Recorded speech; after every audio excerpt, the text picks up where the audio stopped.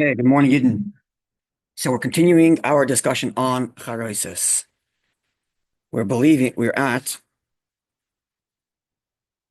are at part 3, page 12, the Mitzvah of CHAROSES. Let's bring ourselves up to speed, remind us where we are, and if you weren't here last week, this will be a little recap so you can know what we're doing. So we learned the Mishnah, which told us that there's a dispute whether CHAROSES is a mitzvah or not, whether it's a mitzvah or not. And we really did two things last week. The first thing we did was understand what's the difference if it's a mitzvah or not. What's the difference? If we have to have it there anyway, that's what the Mishnah said. Charoses has to be there, and you have to dip into charoses. So what's the difference if it's a mitzvah or not, practically speaking? So we gave two possible differences. At first, if it's not a mitzvah, what's the point? So we learned last week that if it's not a mitzvah, it's the charoses is there for health reasons. The Gemara told us that in Marar, there's something called kappa,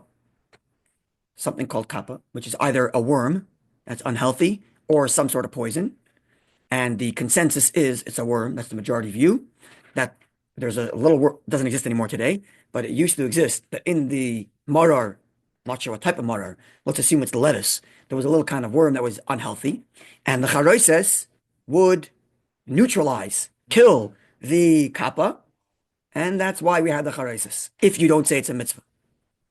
Okay, so dispute. Is the charoises for the kappa, not a mitzvah, for health reasons, to kill off this worm, or is it for a mitzvah? So now we have a practical difference. If it's for kappa, then number one, there's no reason to make a bracha on the charoises. When I say bracha, we mean the bracha, first of all, no bracha, even ha'etz or hadama, because in general, when you dip a cracker into chumos, you don't make a bracha on the chumos, you make a bracha on the cracker. So you're dipping marar into charoises, you don't make a bracha on the charoises, you make a bracha on adama. That's with respect to birchas hanehenin, the bracha of enjoying something. But you don't even make the bracha asher kedushat mitzvah v'tzivanu, that you've commanded us to eat charoises. It's not a commandment, it's a health problem. It's a health issue. Because even if you ate marar on Tuesday, you'd have to put it on charoises because you got to kill off the kappa. Yeah? Number one. Number two, if that were the case, you would actually have to, at least according to one view in the Gemara, which was the halachic view, you would have to submerge the entire marar in charosis to completely kill off any worm, any kappa. That would be the case if charosis were simply about kappa, this worm. Conversely, if the charosis is about a mitzvah, we don't know what the mitzvah is yet, and we'll get to that today.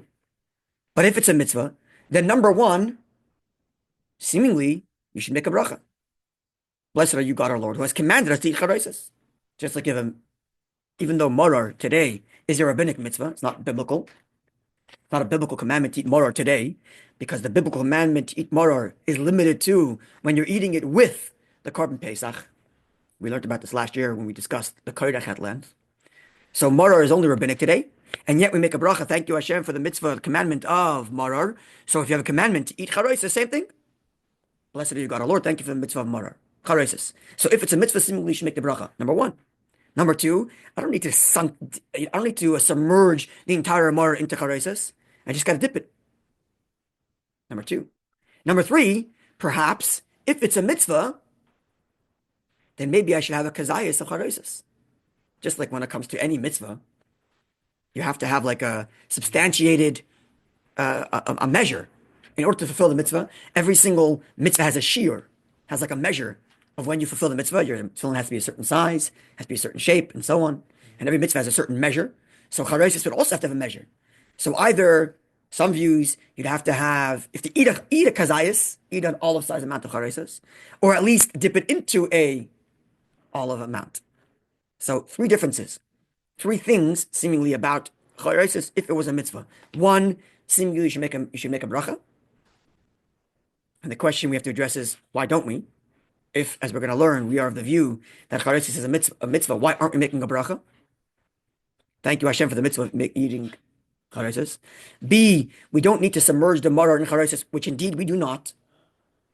And as we learned, we even shake off the charosis because you don't want to ruin the taste of the bitterness of marar, because the Gemara told us that charosis has sweetness in it. We don't know what charosis means, and we don't know what charosis is made out of. But we know it has sweetness because we have to shake it off, not to offset the flavor of marar. Number two. And number three, the kazayas business. We do not have a kazayas of charosis. There's no obligation to have eat a kazayas of charosis, nor is an obligation to dip into a kazayas. And as we're going to learn soon, the Chabad custom is actually to dip even to less than a kazayas. We're going to learn the Chabad custom. So the question becomes then, how do we understand this? If charosis is a mitzvah, considering that kappa is no longer a factor, right? That this worm doesn't exist anymore, so why are we making a bracha? This is Lechem Mishnah's question. We learned, right? Remember, from Rambam, we're not going to get back into that, but that's the essential question. Why are we making a bracha? Yeah? Be clear? This is where we left off. So in order to answer these questions, we're going to begin with the background, and this is what we'll do today. Okay, we're going to get to that as well. We're going to get to that as well. So we still don't really know what charosis is yet. We haven't defined that yet. What is it? We do know one thing. We know it's a dip. We know it has some sweetness in it because we're worried about ruining the flavor of the marar. And we know that it offsets kappa. Now, we made the case last week that even if you're of the view, like Rebbe ben Tzadok, that charosis is a mitzvah, it's not because you don't believe kappa exists. If kappa is a reality of nature, it's a reality of nature. It exists. It just means you believe it's also a mitzvah. And now that today there's no kappa, all we're left with is mitzvah. Right? This is the case we made last week as well. So, again, back to your point, Jacob, we still don't know what charosis is. We don't know what the ingredients are, right? But we know it offsets kappa, and we know it has some sort of sweetness. We know it's a dip. Okay? So now, let's learn what makes it a mitzvah. And as we learn what makes it a mitzvah, we'll learn a little bit more about the ingredients. And then we'll have to kind of parse between what are the inherent ingredients and what are the secondary ingredients, the preferred ingredients, if you will. Oh, but we're not going there. But how are we allowed to eat dead bugs? Because you're killing the bugs and the bugs are there. How can you eat dead bugs? Tosfos addresses that question. And the bottom line is that these are the kinds of bugs that are there before it was cut off and therefore may not be usher, according to some opinions. The machlokes in the Gemara. And Tosfos discusses, and the Mefarshim on Tosfos discuss which view exactly Tosfos is taking that allows for these kinds of bugs to be eaten, and how does it even work? Because the bugs are there before it was cut off from the ground. So it may not be usher. Yeah. These kappa bugs, specifically. Which again, kappa doesn't exist today, so I'm not going down that route. And it's a whole another subject. But because again, we don't do charosis for kappa anyway. But it is a discussion, beginning with the Tosfos on that Gemara that we learned last week. There were a bug that, it was a worm of some sort. It was a worm, not a bug, a worm. It was a worm. Sorry? Yeah, some sort of unhealthy worm. Okay, the commenters also discuss to what degree was it unhealthy? Was it unhealthy in the sense that you instantly died? You got sick? Was it a 50% chance you would get sick? Was it a 100% chance you would get sick? Was it a 10% chance you get sick? And unfortunately, discuss that as well from this kappa business. What exactly? But again, we're not going down that route because we're not left really with kappa anymore anyway. And our question is going to be focused on the mitzvah component. And why don't we treat it as a full-on mitzvah that has a kazayas, that has a bracha, and all the rest of it? Which the Lechem Mishnah, which we learned last week, seems to imply that it should be. And he leaves with the question, why don't we? Okay, so now let's get to what is the mitzvah. And when we understand what the mitzvah is, we're going to come to understanding what are the inherent ingredients of the marar and what are the secondary ingredients of the charosis. I'm sorry. Now, why am I saying inherent and secondary? Because the reality is, we all know this, that every community has a different ingredients for charosis. Certain things everybody agrees on. Two things really, actually three, and we'll see in a moment why. One is what are the things that everybody does? Apples, wine, and nuts. Beyond that, all kinds of customs. Okay, so even before you learn, you should know that those are the inherent ingredients, and the other ones are the secondary ingredients. Because otherwise, if it was inherent, then everybody would do it, right? So we have to parse between here are the inherent ingredients because that is the essence of the mitzvah, and here are the secondary ingredients because it's not really the essence of the mitzvah.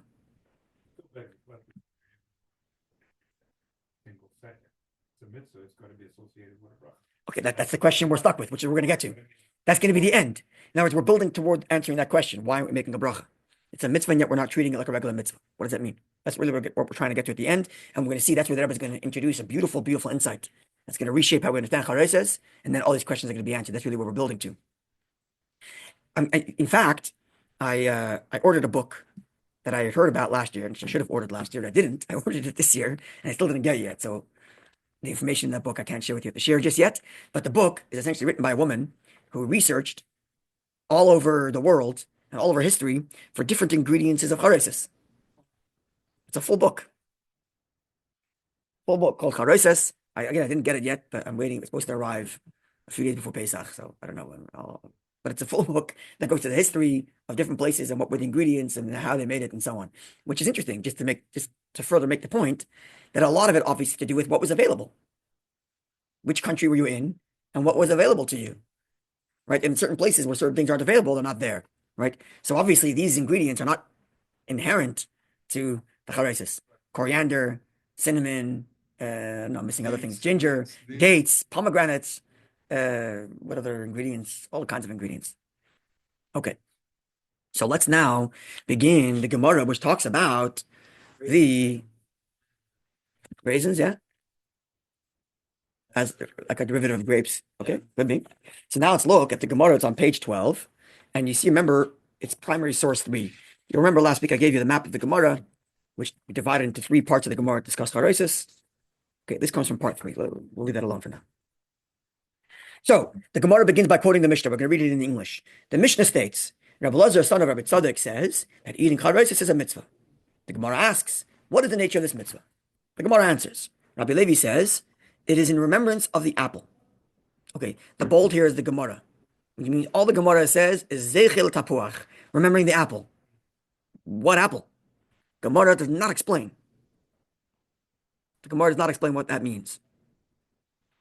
The interpretation that Rabbi Steinsaltz is giving us here in the non-bold, this is Rabbi Steinsaltz's translation I'm taking from Chabad.org, available for free online. Yeah. So he takes Rashi Rashbam's interpretation, although there are others, which might be relevant, but perhaps we'll revisit that.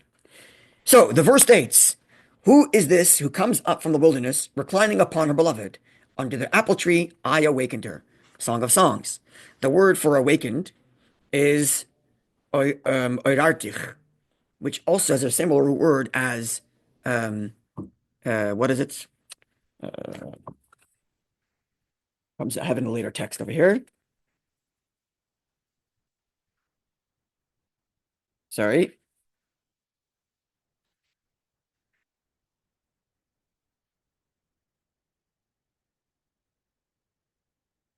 Yeah, it comes from the same word. Anyway, it's an allusion to the fact that this idea that Hashem awakened, aroused you under the apple tree is an allusion to the fact that Hashem, and here's the continuing Rabbi Steinsaltz's translation, which is an allusion to the Jewish women miraculously gave birth under apple trees whilst in Egypt. Sorry? Yeah, but that's Rabbi Steinsaltz's translation. I was looking for there's a Hebrew word association between Artich, which is also used to describe a bedding of giving birth. So it's an allusion to the fact that Hashem awakens you under the apple tree is an allusion to the fact that the Jewish people miraculously gave birth. Rashi gives a little more words than what Rabbi Steinsaltz just told us, that the Jewish people, the men, were tired from work and didn't want to cohabitate with their wives because they were too tired. So the women would lure them into the apple tree. It's connected to the nechoshes, to the copper. Rashi mentioned it in last week's parsha that the women would use copper as mirrors to make themselves look beautiful, and they would look at the mirror with their husbands and thus entice their husbands to be intimate with them, and that way they gave birth. So this is the merit of the righteous women that kept the Jewish people going, and miraculously they gave birth without pain under the apple trees. Okay, so that's Rashi's interpretation for the remembering of the apple. All right. So if that's the mitzvah, what do you need to have? Wait, apple in Egypt at the time? I thought it was only palm trees. You grow apple in Kasha Famaisa. I don't know what to tell you. like, How do you translate Kasha Famaisa? Kasha Famaisa is you're asking a question about a story. This is the way it says it. I don't know what to tell you. I don't know. Are there no apple trees in Egypt? I don't know. I would imagine near the fertile Nile. Why wouldn't there be? There might be. Well, they say there's grass. Sorry? Why not near the Nile, which is very fertile? The fertile, right? There's the fertile strip. You have olive trees and fig trees. Why couldn't you have an apple tree? But it's very different. But I think an apple tree might work. Yeah. And anyway, those days, 3,000 years ago, the climate was and very tapuach also Says there is. There is. Okay, there is. Google says there is. Done. But I was going to say There you go. tapuach, apple, is sometimes used, tapuach, apple, sometimes used as a broad strokes term to describe all kinds of fruit, not It could necessarily be specifically different apples fruit, as we yeah. know it. So it could be pears. It would Figs. also be, That in, was in not Garden of as- Eden. That was the mistake between like. okay, the busyness with the apple in the Garden of Eden is another story. We're not going to go down to. Saying that Yeah. Ramsey is the second planted apple trees in his garden. Oh, there you go. Ramsey's the second built apple trees in his garden. Beautiful. Where's this from? From Google. Harava Google. All right. Done. Settled. So there's apple trees. Good. So this would then explain why we have apples in the CHAROSES, right? To remind the apple trees. Okay. Rabbi Yochanan says the CHAROSES is in remembrance of a mortar used by the Jews for their slavery labor in Egypt. Abaye says, therefore, okay, so I want to read just the bold first without Rabbi Steinsaltz's translation. And then you'll see why in a second.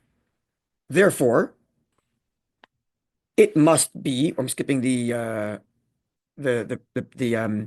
non-bold. Therefore, must be tart and must be thick. Okay, thick is easy because it's got to be for what? The slave labor, the mortar. So now I have a little bit more of its ingredients. That we have number one, apple. Number two, it's got to be thick, like mortar. Okay, and it has to be tart. So apple, tart, and mortar. What is a tart for?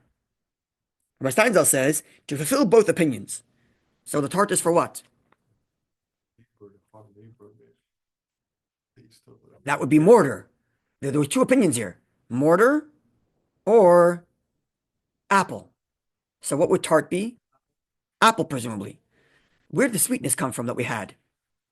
We had the sweetness before in the Gemara. The Gemara told us that when you're submerging the maror into your charosis because you have to deal with the kappa, shake it off, not to ruin the sweetness of your charosis shouldn't ruin the bitterness of your herbs. Where did the bitterness come from? So where did the sweetness come from?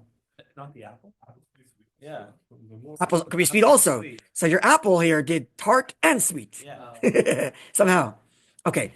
But if I don't include Rabbi Steinsaltz's translation, which says fulfill both opinions, maybe tart is also for like you're saying, for the bitterness of the mortar, which would mean, therefore, is Abaye saying you have to follow Rabbi Yochanan that it's for apple?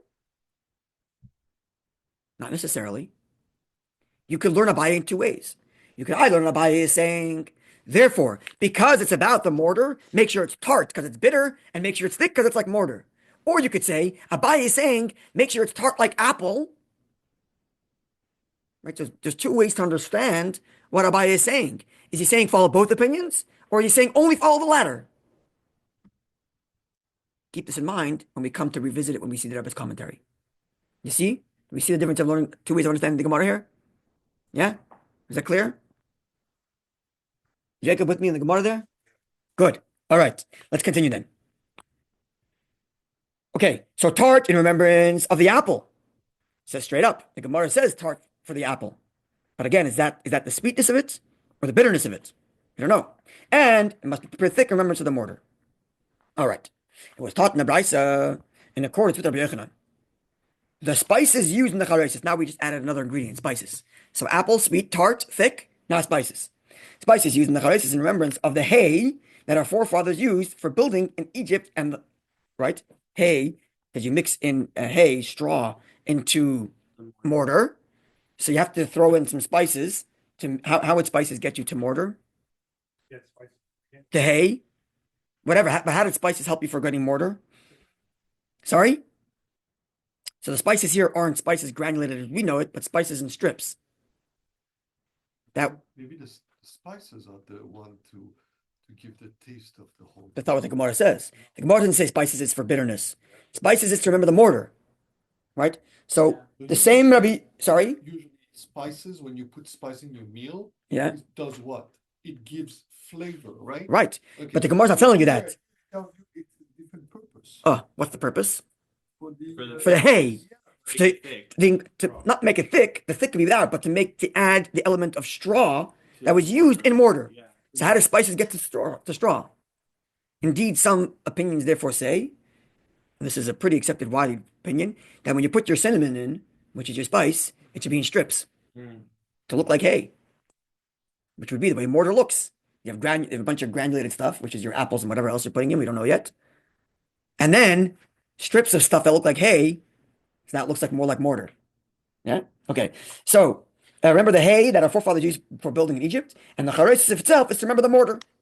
So the charoses itself is mortar, and then in the charoses you put some spice. Let's just say these strips, ginger, cinnamon, whatever spices you're putting in there, but in such a way that it resembles the hay that would be mixed into mortar.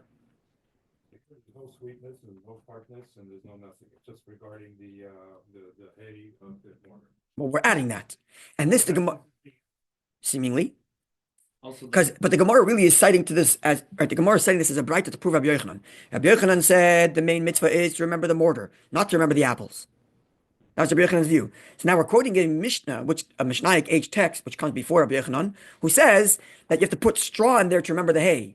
So again, this is so this further tells us that apple is important, but it's not the essence. The essence is the mortar. Because this is this other text which says to put in the hay mice business. And even Abaye, who said it's got to be tart, that could also be interpreted to mean for the mortar. So now we're already seeing that the mortar component is more central than the apple component. This is going to become important as we go forward. A represented that when Moses went back to Pharaoh, he said, well, now you're going to have to get your own hay. Yes. So they wanted to Correct. remember mortar and hay. Correct. Okay. And you have to get your own straw for your mortar. Yeah. So that was part of this difficulty. Hay for the mortar, yeah. Hay for the mortar. This is going to become important as you see that was comment. We're layering deeper and deeper struggle in the mortar. Mortar, and not just you have to get mortar, you have to get a hay also. To make the mortar even more difficult. Okay. Rebbe Elazar, son of Tzadok, which is again the one who was the view that said it was a mitzvah, up page 13, said, when selling CHAROSES, the small shopkeepers in Jerusalem would say as follows: come and take spices for yourself for the mitzvah. So there we have it again. Mortar is for mitzvah. Okay. We're running out of time. I don't want to go too far beyond our original time. Let's just see if we can finish this part. Okay, so indeed now let's look at Rambam, the CHAROSES. This is a mitzvah ordained by the sages. This is Maimonides, the same quote that told us earlier that CHAROSES is a mitzvah. Here he says, the CHAROSES is a mitzvah ordained by the words of our sages to commemorate the clay with which our forefathers worked in Egypt. No mention of apple. And we just saw how in the... So we see already, that's why I was reading the Gemara to you in this fashion, to show you how even though the Gemara introduces a different opinion which says apple, it's clear from the Gemara itself, the primary is clay and mortar. And that's how Rambam rules. Now let's see Alter Rebbe Shulchan Aruch. We're going to bring two texts from the Alter Rebbe Shulchan Aruch. It's on the bottom of page 13.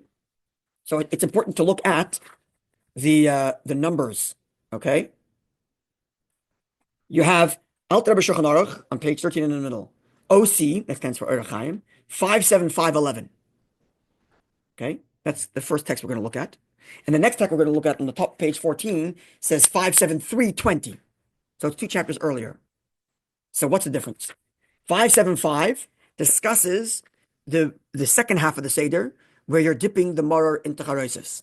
13, discusses earlier when you're setting up your Seder and you're reading the Haggadah, which is 2 components to the CHAROSES. We made allusion to this last week. There's putting the CHAROSES on the table, and then there's dipping the CHAROSES. Is that the thing? 2 components. No, but It's the same piece. everything is It's the same. But in theory, I could have no CHAROSES on my table, and when I'm ready to eat it, bring it to the table. So you don't put it But we on don't do the that. plate, We do put it on our plate, which means in addition to eating the CHAROSES, it's important that it's there. Symbolic, it's got to be there. So we're going to see how when the Alter Rebbe describes dipping the CHAROSES, he highlights one point. When he talks about putting it on the table, he highlights something else, which you want to keep in mind as we go forward. Okay, so let's see. So says the Alter Rebbe, in the present era, it is not customary to submerge the maror entirely in the CHAROSES, only to dip a portion into it. Right? Because why not? There are those who justify the custom, explaining that kappa is not found at present. So Alter Rebbe is saying, look, if you want to follow the law of the Gemara is concerned with a mitzvah, but also kappa. And if you're concerned with kappa, submerge it entirely. Today, no one does that. Well, why not? Well, because kappa is not here anymore. And therefore, maror is dipped in the CHAROSES only as a mitzvah, because the CHAROSES recalls the mortar. So when Alter Rebbe describes dipping charosis in the maror, he says, look, in theory, you should cover all the bases of the Gemara, which includes kappa, which means to submerge. Kappa doesn't exist. Okay, so I'll let you get away with not submerging it. But because the real deal of the maror that's left is mortar. That's how he describes the maror when we're dipping. How does he describe the maror when we're setting up the table Seder plate? Papa, page 14. Alter Rebbe Shulchan Aruch 573:20. Tuf Ein Gimel, it should say in the Hebrew. Sivchaf. The sages also ordained. Here he's talking about setting up your Seder plate before you start the Haggadah. And there he says that you have to have matzah on the table because you have to recite the Haggadah whilst there's lechem oini, while the poor man's bread is still there, right? So you have to have matzah at the table, which is why you break the middle matzah before you read the Haggadah, because that's really poor man's bread is broken matzah. So you have to have matzah present on your table plus broken matzah. And then he adds, the sages also ordained that charoses be present before a person when he's reciting the Haggadah. So don't just bring it later when you're eating it. Make sure it's there at the beginning when you're reading the Haggadah.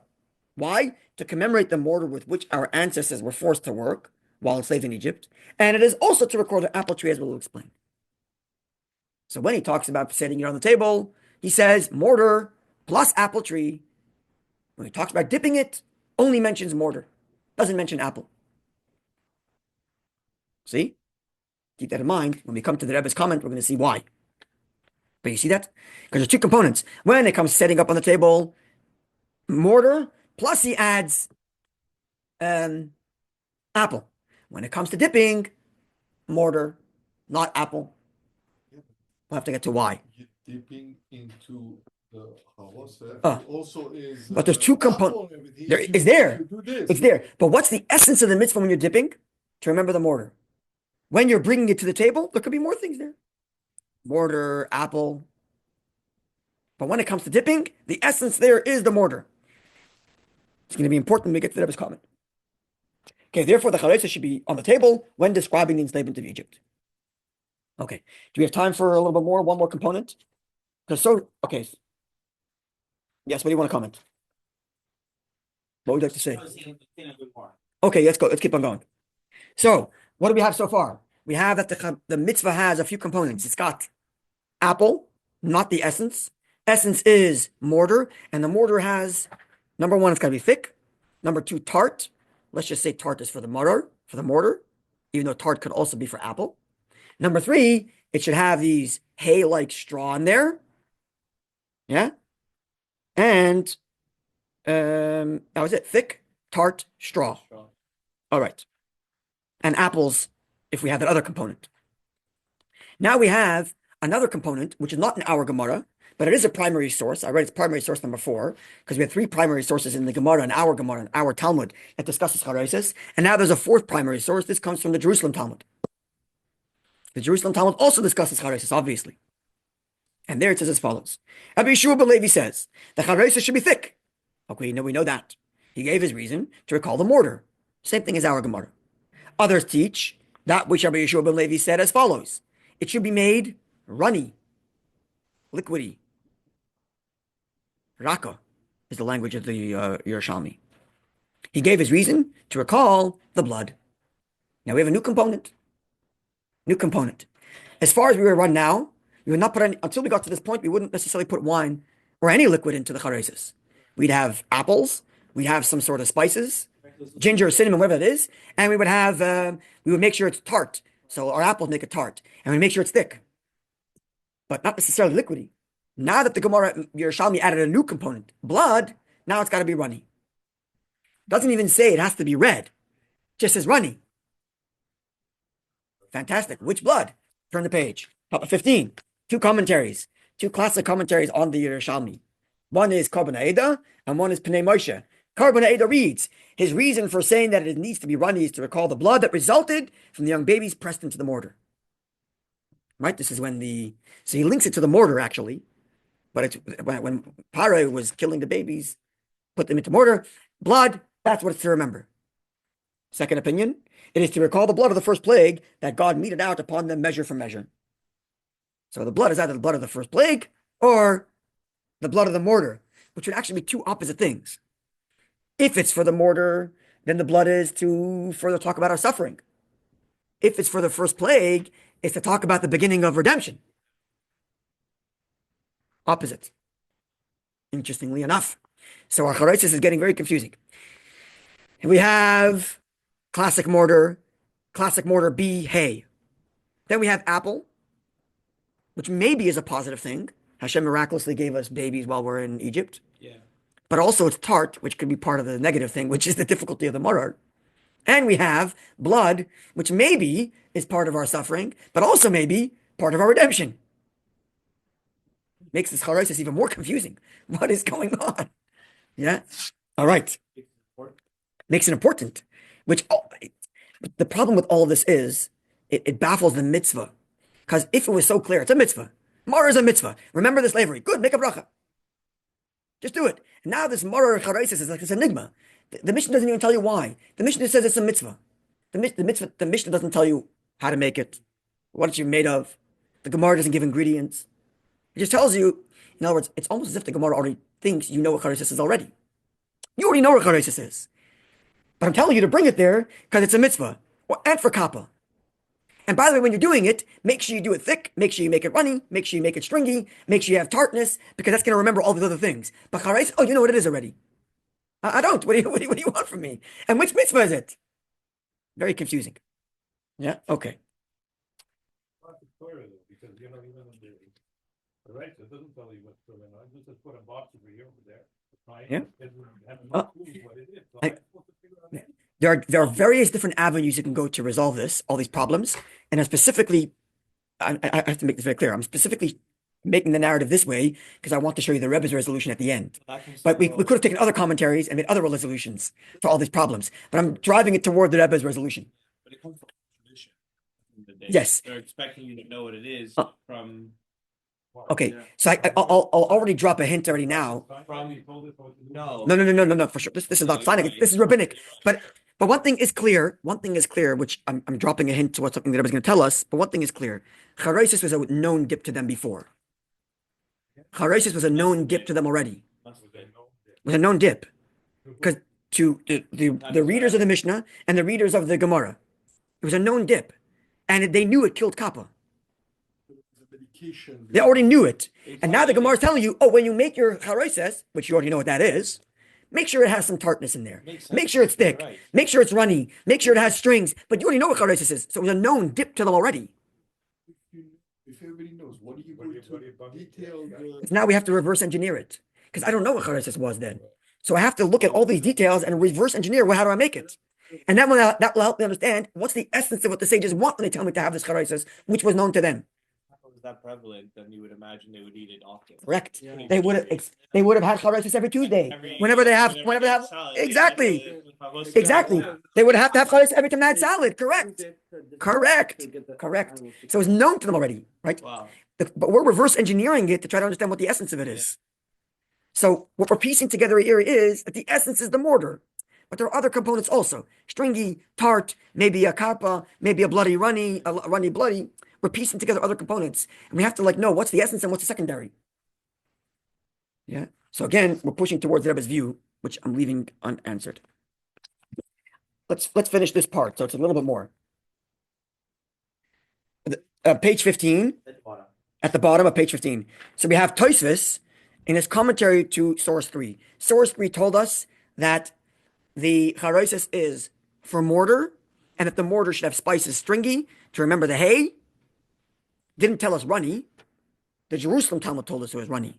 So Tosfos, who's commenting on our Gemara, says, hey, there's Yerushalmi. Remember that other Yerushalmi.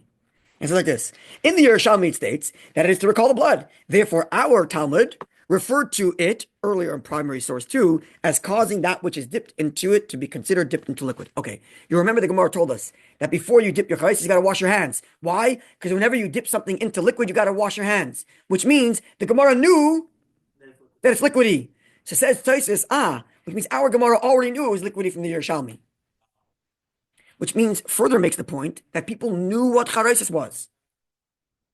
So even our Gemara, which doesn't tell you to make it runny, knew that it was runny because I told you to wash your hands before you dip. Right. And therefore, says Tosfos, they must have known about the Yerushalmi. That's got to be runny. All right. Then he adds like this. Indeed, that is the common practice to make it thick, and later, at the time of eating, it is made running by adding wine or vinegar. Because the Gemara didn't say it's got to be runny looking like blood. It's got to be runny texture like blood, which is contradictory. We're told that the texture's got to be thick, but then we're told that the texture's got to be runny. So which one? Okay, start by thick and then add runny. Then add runny later. We're adding more layers of confusion to what the CHAROSES is, which indeed, for those who know this, the custom is to bring the maror to the table, the CHAROSES to the table as a thick paste without any wine, and then the wine is added later. But you know here it says wine or vinegar, meaning anything that's going to make it runny. You do what? I saw an opinion. I did see an opinion which says water. CHAROSES doesn't say it in the next opinion, in the next page. Yes, but not in. Nobody said you have to. Why would it be a problem? One second. Why would water be a problem? Yeah, there's no much. Oh. Then it'd be a Okay. problem. Well, actually, Only for us. first of all, only for Chabad would dipping water in the matzah Yeah, and the water be a as problem. Sephardic, you But can eat actually, the pizza every Rambam day. says to dip the matzah in CHAROSES also, just to add another layer of confusion. But we're going to put that aside for now. But he says to put the matzah in the CHAROSES. It does tie into our discussion, but again, I want to keep one narrative to get to the Rebbe's thing at the end. Sorry? Oh, they don't do that. We do that. Do what? They What? do a What? sandwich, it's different. We do a sandwich, We yes. do a sandwich. But in the sandwich, we only dip the maror in CHAROSES, not the matzah. We did the matzah. That's Rambam. That's Yeah, Rambam. Yeah, That's Rambam's view. crazy. Okay, but again, it's a lot of pieces. All right, so now let's see the halachic conclusion to our discussion now. The CHAROSES must be thick. This is the Alter Rebbe now, back to 573, which is a description of not when we eat the CHAROSES, but when we make the CHAROSES. Right, when we dip the CHAROSES, the Alter Rebbe already told us that the main thing is the mortar. When it comes to preparing the maror, he said, add blood, add the liquidy. Let's get there. We'll get to that also. It's going to come to us later. I don't know if That's our cost. Good question. Let's see. Let's get there. Okay. So says the Alter Rebbe, the CHAROSES must be thick because it commemorates the mortar with which our ancestors were compelled to work. Afterwards, doesn't say when, it must be softened with liquid in remembrance of the blood. The CHAROSES should be softened with red liquid like vinegar or red wine. So he adds that it should be red liquid. So the color should also match blood. But I'm skipping. There's ... here. I'm skipping. We'll get to that text next week because that's going to add preferred ingredients, not essence ingredients. Now, what's the essence ingredients? According to the fundamental of the law, one may make the CHAROSES from vegetables because all it said was thick, tart, stringy spice, and liquid. So what can you do to do that? Well, use vegetables and soften it even with water or other liquids. So long as you're satisfied, thick, later liquid, and tart. What ingredients you have? Again, we don't care. CHAROSES, whatever you want. You know what CHAROSES is already. As long as you satisfy these things. Okay. Nevertheless, at the very least, one should add a tart flavor to the CHAROSES. Tart how? Apples, wine, vinegar, to recall what? The servitude of the Jews suffered under the teeth, and their teeth turned dark. Dark meaning kiyua, black, which is the same word as kiyua, tart. So here the Alter was learning that tart is not for the apple, which was the blessing that they had magical children under the apple tree. It's because their teeth became black from working so hard. Yeah, that's the expression. Their teeth got, grinding your teeth and breaking their teeth. Ask the dentist, and teeth goes black. You can't take care of it because you're working so hard. And that word blackened is kiyua, which is the same word as tart. So what's the essence then of the maror? Is thick, tart. Thick and tart are both related to mortar, and so is spice is stringy related to mortar. But he didn't add that here as the essential law, which means the stringy is like a preferred ingredient, not an essence ingredient. And what's the essence ingredient? Well, anything that will make it vegetable, and even a vegetable, anything that will make it thick. And what's the essence ingredients? Anything that will then make it runny, even water. And best to have some tart. How do you want to make a tart? Well, either in the thickness by apple, or in the liquidy by red wine or vinegar. That's going to make it tart. So long as you have that tartness in there. Yeah? And then everything else is going to be not essence, ingredients, but secondary ingredients. We clear so far? Like the Say nuts, at the this, beginning the- that the things that we normally do, the 3 ingredients, what are they? We said at the beginning it was apple, Apple, nuts, nuts, and wine. wine. That's the clear. That's the common The nuts- commonality. But so the apples and nuts make it A tart, B thick. Right? The spices, which we'll see soon, really we should have, even though the Alter Rebbe doesn't say it's the essence of the law, but we should have. That's for the hay. That's an added element of the mortar. We didn't mention that. It doesn't mention that here because not the essence. It's preferred, not essence. And then there's the runniness. That's also part of the essence of the mitzvah, but that's the second stage within the charoses itself, thick and then runny. So now that we know what the mitzvah is, it'll help us, God willing, next week answer why we're not making a bracha. Again, fundamentals here. Fundamentals. Oh, 2 fundamentals, thick and runny. That's the essence. But a shared essence is tart. Yeah. Clear? So now that we know what the essence of Marar Charesis is, I hope we're getting. Let me ask you a question. This will be I'm going to conclude with a question, and this would be like our cliffhanger to coming to the Rebbe's view. What's the difference between Charesis and Marar? Are they not both in essence for bitterness? There's nothing. What's the difference? Nothing to do with, or nothing to do with the order. So mortar has nothing to do with mortar, nothing to do with mortar. But what's the problem with mortar? What's the problem with mortar? Bitterness. So what's the difference between charesis and mortar then? It's got to. We just said you should have tart to remember that the teeth went black because of bitterness, difficulty. So what's the difference between mortar and charesis? Keep that in mind. This is going to be the essence of getting to our answer of why we don't make a bracha on charesis. Why you don't make it? Oh, because no. What's the reason? Think. Let's think. Oh, thank you. You made it on the mother. Oh, because the charosis is the extension of mortar. That's what we're going to get to next week. Okay, God willing, next week we'll get more into the charosis, and then we'll have the answer. God willing. Yes, next week, same time. And wonderful day, everybody. Last week was the last one. Yes, next week will be the final class. Whatever it is, we're going to finish the class next week. God willing.